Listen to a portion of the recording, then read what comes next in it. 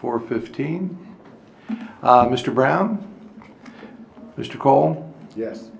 Mr. Green? Here. Ms. Johnson? Here. Mr. Jordan? Mr. Miller? Here. And Mr. Ragland. You have a quorum, Mr. Awesome. Chairman. All right. Thank you, everybody, for being here this afternoon on this snowy, snowy Wednesday afternoon, which is somewhat uncanny for Columbus. I mean, yeah, this time of year, I'm actually used to still being a bit in Indian summer. And in Cleveland, I'm used to this big time, but not down here. Either way, I expect a fairly short agenda. We'll get through this fairly quickly. We'll, of course, approve minutes, move on to FY 2020 budget requests that deal with a couple of things in our Office of Engagement and some new FTEs. We'll go into, after that, the financial report, and then adjourn unless there's any new business to discuss. We are ready to move forward with approval of the minutes. Move to.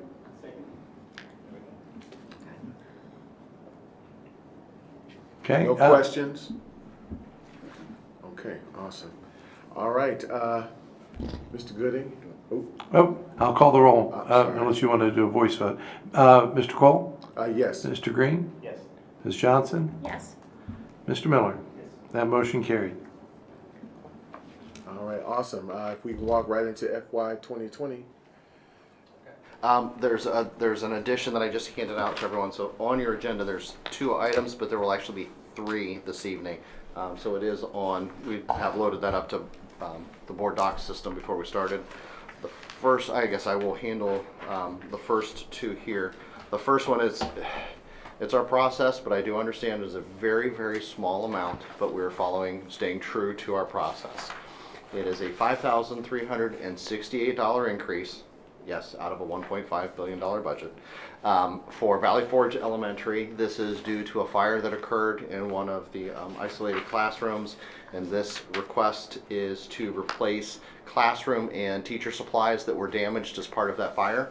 The school's already gone ahead and taken what was money in their budget to replace those items, and we are just basically replenishing the costs that they incurred at this point, obviously at no fault of their own. So that is the request here. The second item are FY 2020 staffing requests. Overall, it's a 1.0 increase for Secretary 1s, but they are actually 2 half-time positions, one at Southwood Elementary and the other at Scottwood Elementary, due to enrollment increases in those schools than what was projected in the spring. So the total of that is an all-in cost of $54,000, including salary and benefits for those. The third item is the one that I had passed out to you, and Ms. Gillison is here from the Office of Engagement to kind of talk through that. This is an establishment, if you will, of a new budget as part of the reorganization that we did. The reorganization was not part of the budget planning process, so we've been able to, I guess, look for confirmation on this, but we've been able to limp by until now. But we're at a point now where Alicia has a request that she'll walk through and present that for consideration. It's a total request of $147,000. Are we ready? Yes. Well, come on up. Let me quickly introduce for those who do not know. This is our former chief officer of academic, our chief academic officer with the district. She is today our outstanding chief officer of engagement and partnerships in the community. We did an incredible rollout as a district yesterday to define partnership and to establish what this new paradigm of partnership will look like between the district and the community. She heads all of that and is here to talk about how this new addition will help your department. All right, thank you, and good afternoon, everyone. As Scott shared and Board Member Coe, Vice President Coe shared, the Department of Engagement is a totally new department that was established after our superintendent's first 100 days of listening to community members, internal stakeholders, external stakeholders. And the resounding message was that we don't have a sustainable engagement plan, And there are times when the district is not moving forward and trying to engage the community and our business partners. So she appointed me as the Chief Engagement Officer, and in doing so, we never established a budget to go with that new department. And that new department, I have approximately 8 people working with us. But with that new Department of Engagement, we have a strategic plan, and that strategic plan includes engaging a consultant to assist with developing a systemic and sustainable engagement plan so that we can provide professional development. We don't want engagement just to sit with this department, because engagement is everyone's responsibility. So we're talking about professional development for our building administrators and our teaching staff. In doing so, moving forward, we're establishing what we have now, Spruce Run Free Family Fun Days, and engaging our community in educational activities. Our mission is to link engagement to learning on every opportunity that we have. So our budget is approximately, what we're asking for is $147,000, and I'll kind of stop there to answer any questions that anyone may have for clarity. Mr. Baker, you're one of, outside of myself, you're one of the most familiar with Spruce Run. Can you share what that facility is for folks? Oh, sure. Thank you, Mr. Chairman. So Spruce Run is an outdoor science center. It was essentially a bequest to the district many years ago. I think we paid $1 for it at the time, and I believe it was back in the 70s, if I'm not mistaken. And so how many acres, Ms. Gillison? I could not answer that right now. 10, 20? It's anywhere between 10 and 20 acres. So it's about 40-ish minutes, 45 minutes from here. Which town is it in? I forget.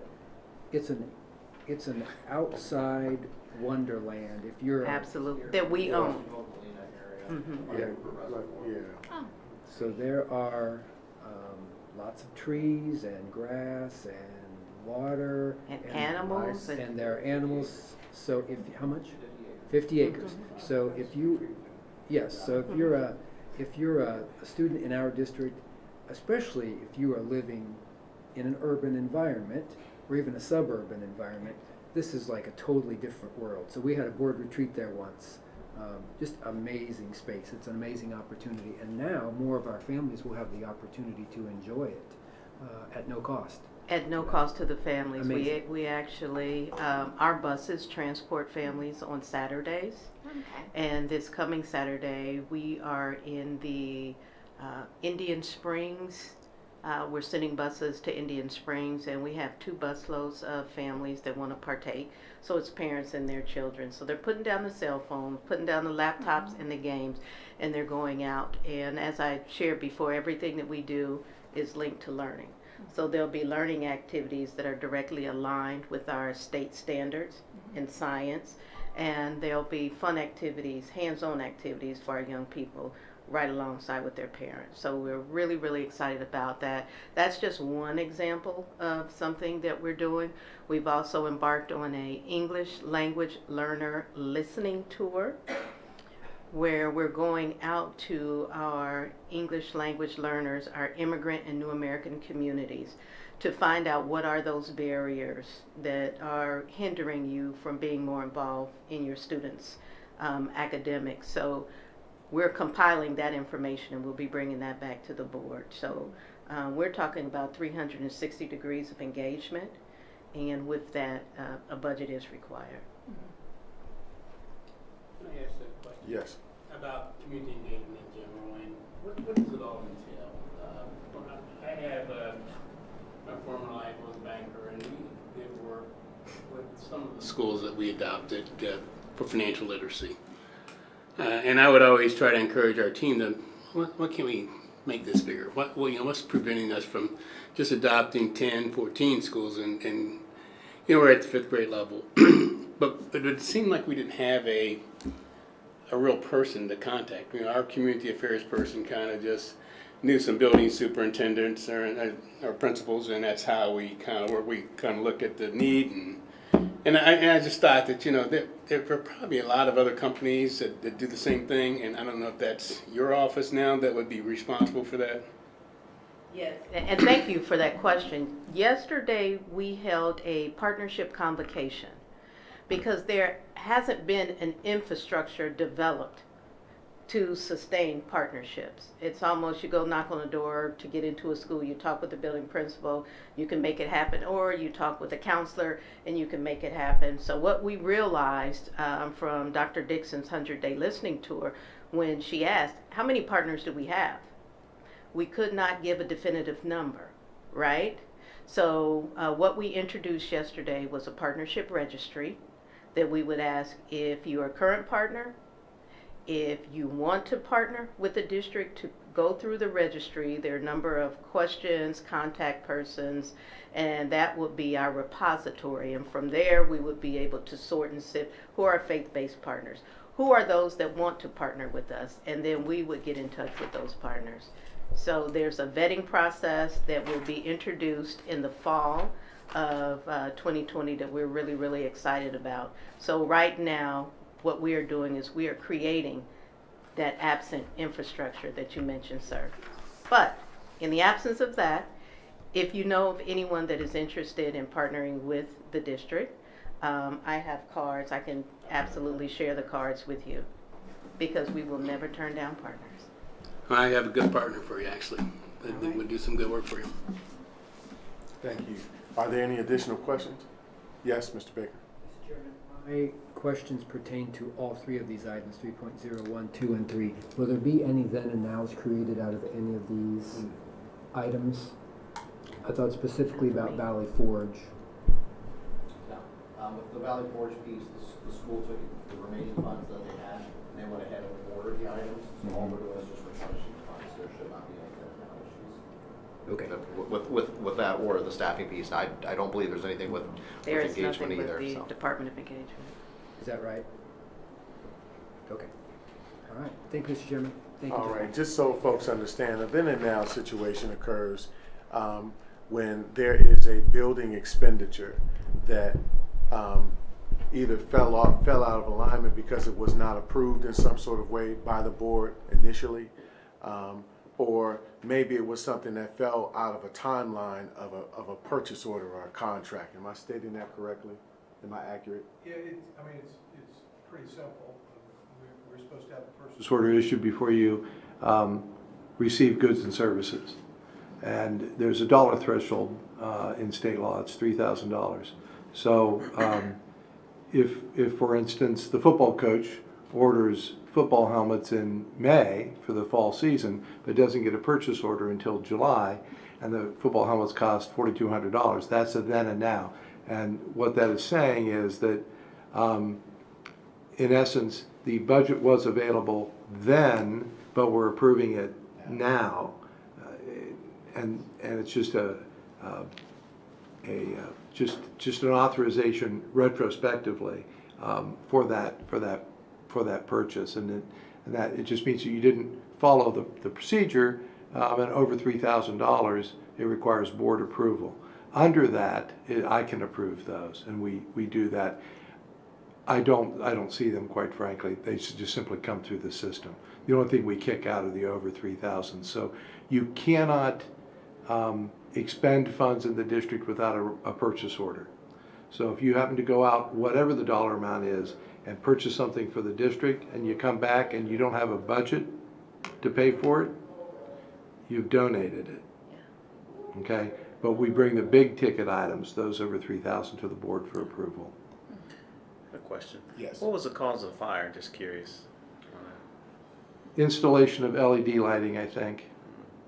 We're looking for the business and operations team. There was just an installation problem, and that was a vendor error that we took care of. We took care of that with the vendor. Any additional questions? All right. Thank you so much, Madam Chief. Thank you. Motion to move those forward. Absolutely. So if the committee will approve these, then what we'll do is we'll take these to the board as part of an amended appropriations resolution on the 19th. Is there a motion to move both of these items forward for the? All three. All three of these items for the fiscal year 20 budget? So moved. Oh, second, yeah. Mr. Treasurer? Mr. Green, Yes. Ms. Johnson, Yes. Mr. Miller, Yes. Mr. Cole. Yes. That motion carries. All right, to our monthly financial report.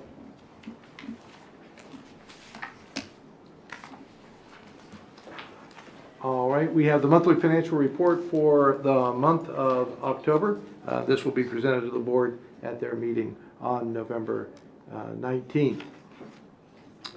As has been the typical state of affairs financially, our revenues are above plan and expenditures through year to date through October are below plan. Revenue ran about 2.8 million under plan for the month, bringing that year to date variance to about 7.4 million above plan, and that's about a 1.9% variance. On the expenditure side, we ran just plus $317,000 month to date, so we were very, very close on that. And that brought our year-to-date favorable variance, which is 17.5 million under plan, about 6% under plan. All of that resulted in a cash balance of about 25 million more than what was originally planned. Some revenue highlights. This monthly is the focused on state revenue as we watch that come in. It is still on target to come in at the FY19 levels as we anticipated. You will see in your discussion and analysis in the financial report on page 4, I reconciled the new layout of what we call the SFPR, the School Foundation Payment Report.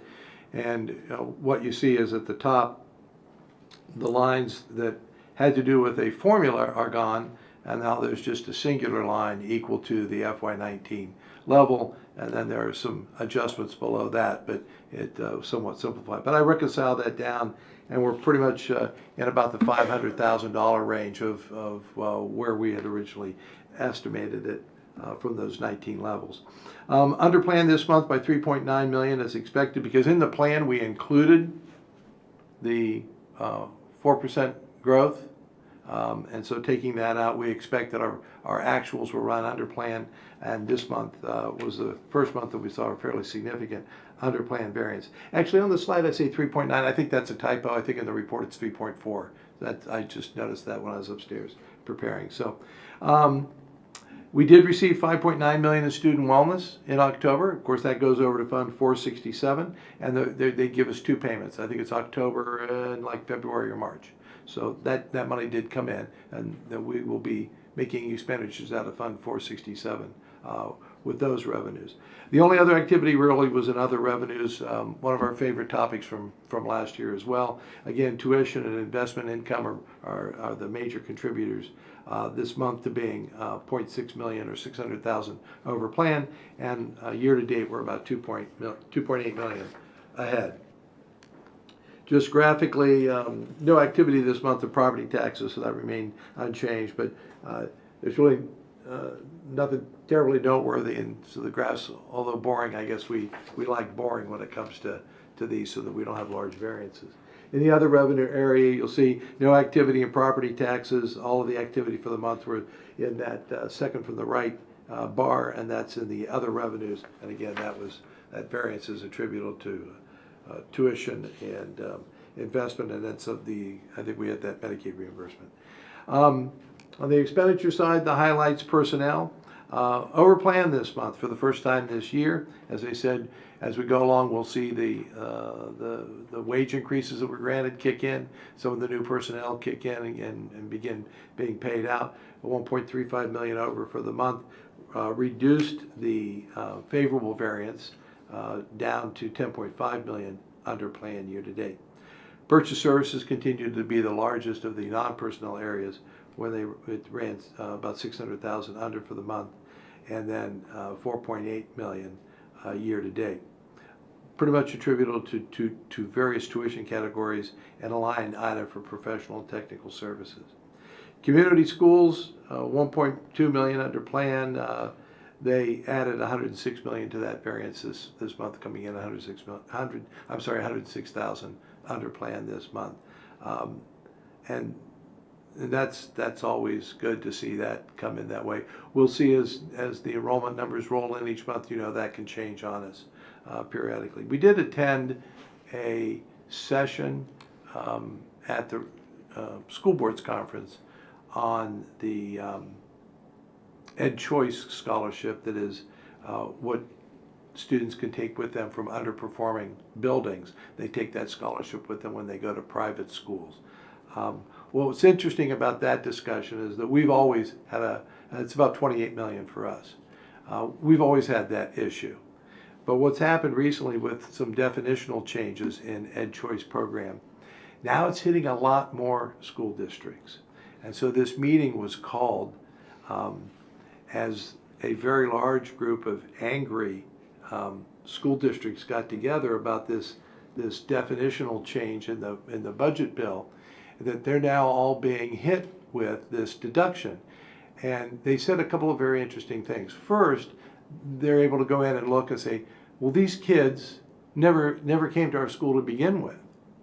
Why are we paying for them now to go, and you're just taking money and sending it with them to a private school based upon this definitional change? And the other one that was most interesting to me was they complained that you gave us flat funding and you're increasing our deductions. And I was this close to standing up and saying to all of them, welcome to my world. Because for the last 5 years, I've not really been on an island, but I've been out there saying, we are capped. We're not getting the funding that we deserve, and yet our deductions are increasing. What is that? Discretion is the better part of valor. I decided not to stand up there. Plus, our communications director has asked me not to stand up in front of the group unless he's beside my side to filter that. But it was very interesting because I have an old adage: when you want to get a problem fixed, make your problem their problem. Well, in this particular case, our problem is now the problem of all these other school districts, and these folks are ready to pull out the swords and storm the Bastille. I am not kidding you. They are going to march on Broad and High. And it just sort of tickled me pink to think that, misery loves company. I don't know, I've got all sorts of euphemisms for this, but now all of a sudden, flat funding with increased deductions from the state. Now it's an issue. Now we're ready that we all have to join together. But back when we were talking about state funding just this past spring, and I stood up and said, you come here and explain to my students, my elementary kids, stand in front of a third grader and tell him or her that they're not worth what the third grader is worth over there. And they're like, oh, Stan, no, come on, Stan. You're so big, it's so hard to solve that problem because you're so large.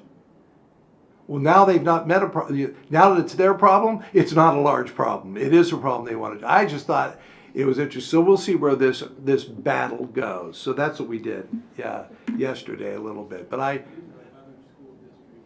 All over the state. All over the state. all over the state. And there's not a wealth factor, poverty factor. It's Arlington has a couple, Evelyn, Solon was really big. It's all a calculation. It's all Yeah. an algorithm. and Rural districts, I mean, everyone's hit, so we'll see where this goes. Mr. Chairman? Yes, Mr. Baker. It reminds me of a question I wanted to pose to the treasurer. Have you, or will you speak on HB 305? Yes, I will. I smile because that's the 5th or 6th times in the last 24 hours I've been asked to do that. And I'm meeting with Dr. Roush to prepare testimony. Okay, very good. Mr. Chairman, I believe there's a committee's hearing it today. I think there will be other hearings, obviously, but I would encourage you to be our standard bearer, at least from your side of the house. And so draw your sword and charge into battle. Obviously, we're all behind you.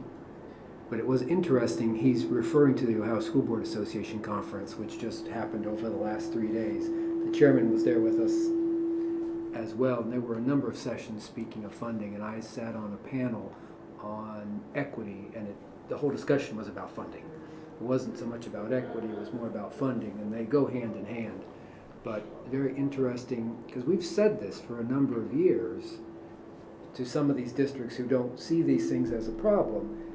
They're coming for you too. The General Assembly is not going to be happy until they have, I think, privatized public education as we know it in Ohio. So no one is safe, whether it's takeover or taking money to send to private or parochial, which is apparently constitutional in the state of Ohio for some reason. So it's fascinating to see people's perspectives change as the General Assembly comes for them. It's fascinating.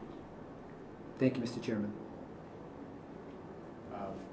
So that's we talked about community schools being under plan, and when I got off on a little bit of a tangent there. Advances out, which is really just a function of cash flow needs of other funds.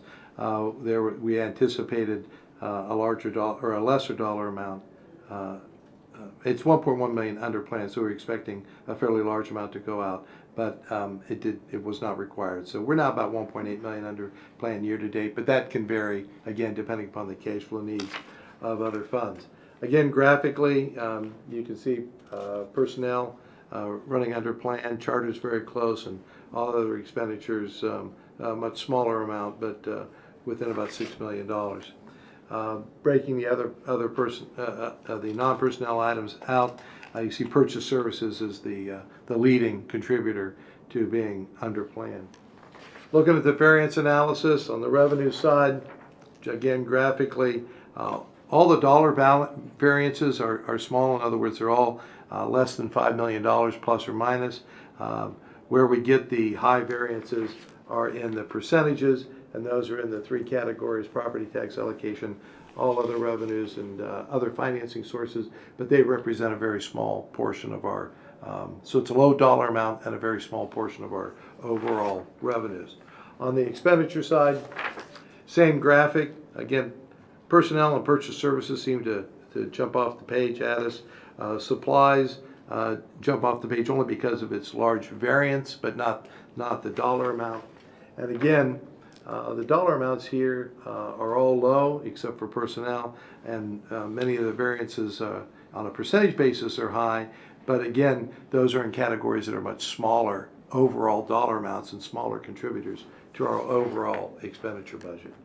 So at the end of the day, we're up in revenues about 2%, down in expenditures to plan about 6%, and I'm pleased that we've got a handle on at least where we are and what the drivers are, and we'll continue to monitor this obviously as time goes on.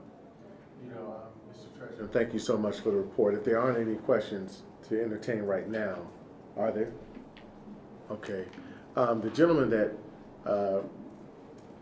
held the panel, but it wasn't a panel, it was more like a workshop yesterday, OEPI, the one that you and I attended. Were all three of us in there? I know what you're talking about, but Okay. no, I wasn't. What is his name again? Howard Fleeter. Howard Fleeter. Yeah. I'd like the opportunity to have Howard, Mr. Fleeter, come to our committee and speak to our committee briefly with Dr. Roush and yourself. Give us a little, maybe just 10 minutes or so of what the lay of the land is and the other types of assumptions that we prospectively have to make. I think what it'll do is add further context to many of the things you've said in advance in the past few months. I think it just adds additional space and realm of understanding. And he does it in a way that makes it, much like yourself, very plain. His difference to you is that he has much more of that connectivity and closeness to what's happening in the legislative space and where that tendency seems to be leaning in terms of direction, whether it's House Bill 305 or what have you.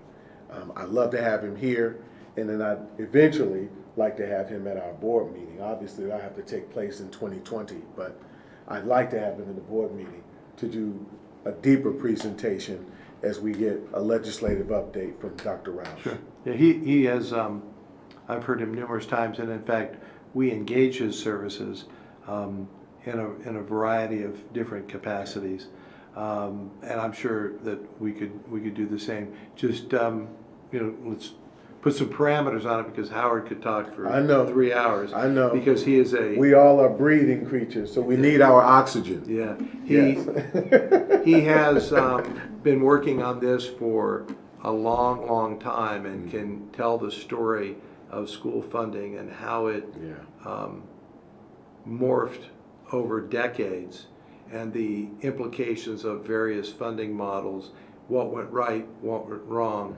And it's, if nothing else, it's a very interesting historical lesson as to how we got here and what we're trying to do with the Cup-Patterson current model. So I've heard it before, wouldn't mind hearing it again, and I always enjoy engaging with Howard. So we can get some clarity on Awesome. the topic, and I can get in touch with him and ask him to come whenever you'd like. Work on that. Does this conclude your monthly financial report? That is it. I'm all set. Thank you. Mr. Treasurer, thank you so very much. Again, if there aren't any questions moving forward, is there a motion to adjourn? Second. All right. Okay, we're gonna Okay. put you to work, Jack. All right, Mr. Cole, Yes. Mr. Green, Ms. Johnson, Yes. Mr. Miller.